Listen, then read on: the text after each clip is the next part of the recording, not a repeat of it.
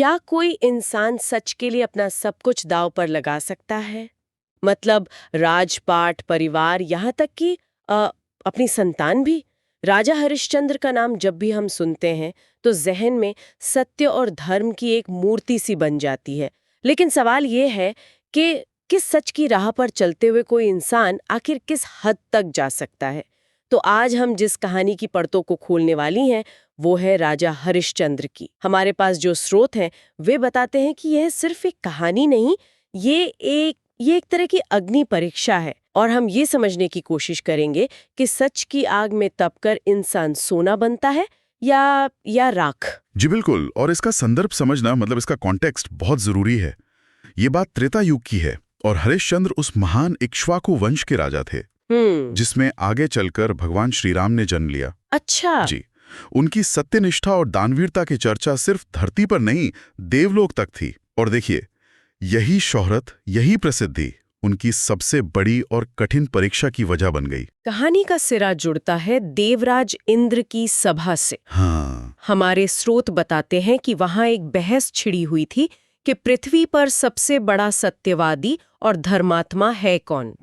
तभी महर्षि वशिष्ठ, जो हरिश्चंद्र के कुल गुरु थे, वो बड़े गर्व से कहते हैं, और यहीं से असली कहानी शुरू होती है। हाँ, वो कहते हैं कि ऐसा राजा तो बस मेरा शिष्य हरिश्चंद्र ही है। और वशिष्ठ का बस इतना कहना था कि सभा में बैठे महर्षि विश्वामित्र को ये बात चुभ गई। ये सिर्फ एक असहमति नहीं थी। स्रोतों के मुताबिक वशिष्ठ और विश्वामित्र के बीच एक, आप कह सकती हैं, पुरानी प्रतिद्वंदिता थी। अच्छा। विश्वामित्र एक राजा से तपस्या करके ब्रह्मर्षि बने थे, जबकि वशिष्ठ जन्म से ब्रह्मर्षि थे। तो कहीं ना कहीं एक अहंकार का टकराव था। मतलब हरिश्चंद्र तो बस इस लड़ाई का मैदान बन गए। एक तरह से हाँ। विश्वामित्र ने भरी सभा में चुनौती दे दी। उन्होंने कहा कि मैं हरिश्चंद्र की परीक्षा लेकर देखूंगा कि वो कितना बड़ा सत्यवादी है। और अगर वो अपनी परीक्षा में नाकाम रहा तो वशिष्ठ को 100 साल तक अपना मुंह नहीं दिखाना होगा। यहीं से उस जाल की बुनावट शुरू हो गई। और ये जाल बिछाया भी बड़े नाटकीय ढंग से गया। कुछ समय बाद राजा हरिश्चंद्र जंगल में शिकार पर थे। हाँ। तभी उन्हें एक स्त्री की चीख सुनाई दी। मदद के लिए पुकार रही थी वो। हाँ। राजा अपने राजधर्म का पालन करते हुए तुरंत उस दिशा में भागे। वहां उन्होंने देखा कि एक तपस्वी अपनी तपस्या के बल से एक स्त्री की सारी शक्तियां छीनने की कोशिश कर रहा है। अरे रे। हरिश्चंद्र को बहुत क्रोध आया और उन्होंने उस तपस्वी को ललकारा। लेकिन जैसे ही वो तपस्वी पलटा, राजा हैरान रह गए। वो तो स्वयं महर्षि विश्वामित्र थे। जी। हरिश्चंद्र ने तुरंत अपने क्रोध के लिए क्षमा मांगी। और यहाँ विश्वामित्र की चतुराई देखिए, कमाल की है। उन्होंने गुस्से का नाटक करते हुए हरिश्चंद्र से 3 सवाल पूछे। क्या सवाल थे? उन्होंने पूछा, राजन, दान किसे देना चाहिए, रक्षा किसकी करनी चाहिए और युद्ध किससे करना चाहिए? हरिश्चंद्र ने धर्मशास्त्र के अनुसार उत्तर दिया। तो विश्वामित्र ने कहा, ठीक है, तुमने स्त्री की रक्षा करके अपना राजधर्म निभाया है, पर मैं एक यज्ञ कर रहा हूं और मुझे दान की जरूरत है। क्या तुम मुझे दान दोगे? और यहीं पर हरिश्चंद्र वो कह देते हैं जिसने उनकी पूरी जिंदगी, मतलब सब कुछ बदल दिया। वो कहते हैं, ऋषिवर, आप जो भी चाहेंगे मैं अर्पित करूंगा। सब कुछ? सोना, राज्य, पुत्र, यहां तक कि मेरे प्राण भी, सब कुछ आपके चरणों में समर्पित है। और विश्वामित्र ने बस इतना कहा, ठीक है, वचन याद रखना, समय आने पर मांग लूंगा। इसके बाद विश्वामित्र ने एक बहुत ही अजीब रास्ता अपनाया। उन्होंने अपनी दाढ़ी का एक बाल तोड़ा और उससे एक मायावी सुअर बनाया और उसे अयोध्या के राजकीय उपवन को उजाड़ने भेज दिया। एक मिनट, यहाँ मुझे एक बात समझ नहीं आई। विश्वामित्र ने ये सब क्यों किया?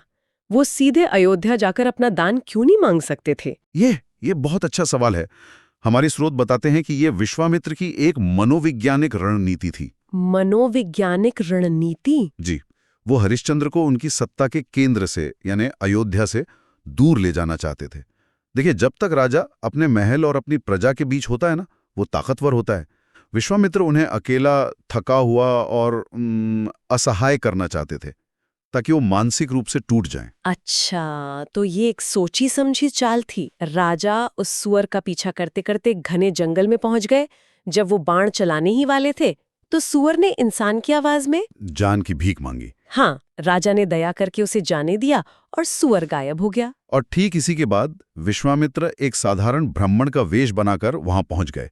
उन्होंने थके हुए राजा को एक मायावी नदी में स्नान करने को कहा। मायावी नदी? जी, कहते हैं कि उस नदी में स्नान करते ही राजा पूरी तरह उनके वश में हो गए। फिर वो उन्हें अपने पुत्र के विवाह के बहाने एक आश्रम में ले गए। और उस विवाह के मौके पर ब्राह्मण रूपी विश्वामित्र ने दान मांग लिया।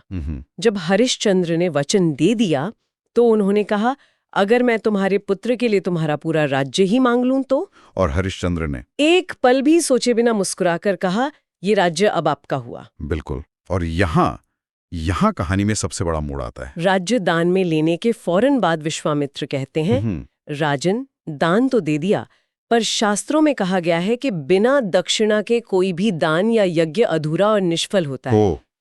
और उन्होंने दक्षिणा में 2.5 भार सोना मांग लिया उस राजा से, जिसके पास अब अपना कुछ भी नहीं बचा था। ये तो एक तरह का कानूनी दांव पेच लगता है। मतलब दान देकर भी आप अधर्मी साबित हो सकते हैं अगर आप दक्षिणा न चुका पाएं। बिल्कुल। विश्वामित्र ने धर्म को ही हरिश्चंद्र के खिलाफ एक हथियार की तरह इस्तेमाल किया। अगले दिन वो अपने असली रूप में दरबार में पहुंचे और सबके सामने राज्य और सोने की दक्षिणा की मांग की। उन्होंने दक्षिणा चुकाने के लिए 1 महीने का समय दिया और फिर उन्होंने जो किया वो शायद राज्य छीनने से भी बड़ा अपमान था। उन्होंने हरिश्चंद्र को आदेश दिया कि वो अपने राजसी वस्त्र और आभूषण उतारकर वल्कल वस्त्र, यानी पेड़ की छाल से बने कपड़े, हाँ, वो पहन ले। ये सिर्फ कपड़े बदलना नहीं था, है ना? इसका क्या मतलब था उस समाज में? ये एक राजा का, आप कह सकती हैं, सामाजिक पतन था। भरी सभा में ऐसा करना मतलब उसकी पहचान को खत्म कर देना। बिल्कुल। राजसी वस्त्र आपकी सत्ता, आपका गौरव होते हैं। वल्कल वस्त्र पहनना मतलब आप अब राजा नहीं बल्कि एक वनवासी या तपस्वी हैं। विश्वामित्र ने भरी सभा में हरिश्चंद्र से उनकी पहचान ही छीन ली थी। इस पर तो किसी ने कुछ कहा नहीं। वशिष्ठ कहाँ थे? महर्षि वशिष्ठ ने इसका कड़ा विरोध किया। उन्होंने कहा कि यह ऋषि परंपरा के विरुद्ध है।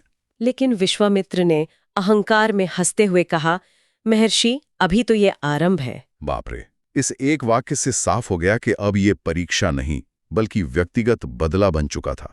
इसके बाद हरिश्चंद्र अपनी पत्नी शेव्या और पुत्र रोहिताश्व के साथ महल से निकल पड़े। पूरी प्रजा उनके पीछे चल पड़ी, लेकिन विश्वामित्र ने उन्हें रोक दिया। हाँ, और उन पर प्रजा को भड़काने का आरोप लगाकर तुरंत नगर छोड़ने को कहा। एक राजा के लिए इससे बुरा क्या हो सकता है? ऐसा लगता है जैसे पूरी कायनात ही उनके खिलाफ हो गई थी। दिलचस्प बात यह है कि हमारे स्रोत बताते हैं कि ऐसा नहीं था। कायनात उन्हें देख रही थी लेकिन उनके खिलाफ नहीं थी। अच्छा? जी। आकाश से ये दृश्य देखकर त्रिदेव यानी ब्रह्मा, विष्णु और महेश खुद व्यथित हो उठे थे। भगवान शंकर ने कहा था कि ये राजा अब मेरी नगरी काशी में शरण पाएगा, देखता हूं कौन इसका क्या बिगाड़ता है। तो वो काशी पहुंचे। कई दिनों की पैदल यात्रा के बाद, भूखे प्यासे, फटे कपड़ों में, वहां उन्हें कोई पहचानता भी नहीं था। और ये ही कहानी का सबसे दर्दनाक मोड़ आता है। उनका छोटा बेटा रोहिताश्व एक कुत्ते को रोटी खाते देखकर अपनी माँ से कहता है, माँ, मुझे भी भूख लगी है। ये वो पल है जहां धर्म और सत्य के बड़े बड़े आदर्श एक बच्चे की भूख की कठोर सच्चाई से टकराते हैं। बिल्कुल सही कहा। और इस पीड़ा के क्षण में माँ अन्नपूर्णा स्वयं एक बूढ़ी औरत का रूप धरकर उन्हें प्रसाद देती हैं। एक छोटी सी राहत। जी, लेकिन ये बस एक पल की राहत थी, क्योंकि महीने का आखिरी दिन आ गया था, सूर्यास्त होने को था और विश्वामित्र अपनी दक्षिणा मांगने के लिए प्रकट हो गए। उन्होंने धमकी दी कि अगर वचन पूरा नहीं हुआ तो मैं तुम्हें श्राप दे दूंगा। और तब कोई रास्ता न देखकर हरिश्चंद्र ने वो फैसला लिया जिसकी कोई कल्पना भी नहीं कर सकता। उनने कहा, अब एक ही उपाय है, मैं स्वयं को बेच दूंगा। लेकिन इससे पहले कि वो ऐसा करते, रानी शैव्या का चरित्र वो असाधारण रूप से उभर कर सामने आता है। वो कोई असहाय रोती हुई स्त्री नहीं है। नहीं, वो राजा को सांत्वना देते हुए सत्य की महिमा पर एक अद्भुत भाषण देती हैं। वो कहती हैं कि हजारों यज्ञ भी सत्य के बराबर पुण्य नहीं दे सकते हैं।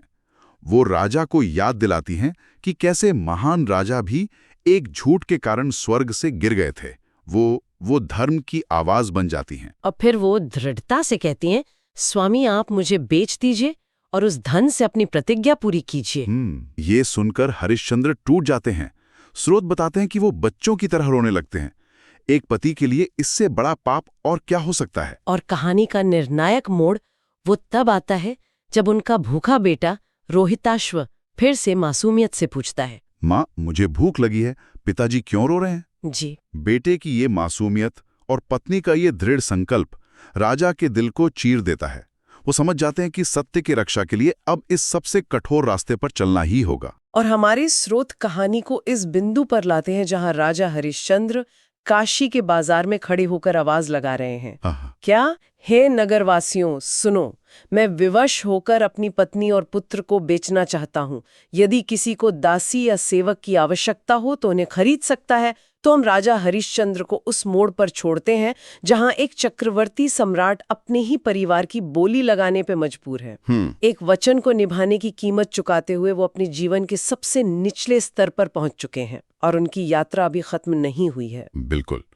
इन स्रोतों ने हमें दिखाया है कि कैसे सत्य और धर्म जैसे महान आदर्शों का टकराव मानवीय पीड़ा की क्रूर वास्तविकता से होता है। सही बात है। विश्वामित्र की परीक्षा सिर्फ सत्य की नहीं थी, ये एक इंसान की सहनशीलता की हर सीमा की परीक्षा थी। और जैसा हमने देखा, ये एक शक्तिशाली ऋषि के अहंकार की लड़ाई भी थी जिसमें हरिश्चंद्र बस एक मोहरा थे। ये कथा हरिश्चंद्र के काम को परम धर्म के रूप में दिखाती है, लेकिन ये आज हमारे लिए एक गहरा सवाल भी छोड़ जाती है। क्या किसी एक व्यक्ति से किया गया वचन निभाने का धर्म अपने परिवार के प्रति कर्तव्य से बड़ा हो सकता है? बिल्कुल। जब दो कर्तव्य आपस में टकराते हैं तो सही रास्ता क्या होता है? शायद इसका कोई एक सीधा जवाब नहीं है।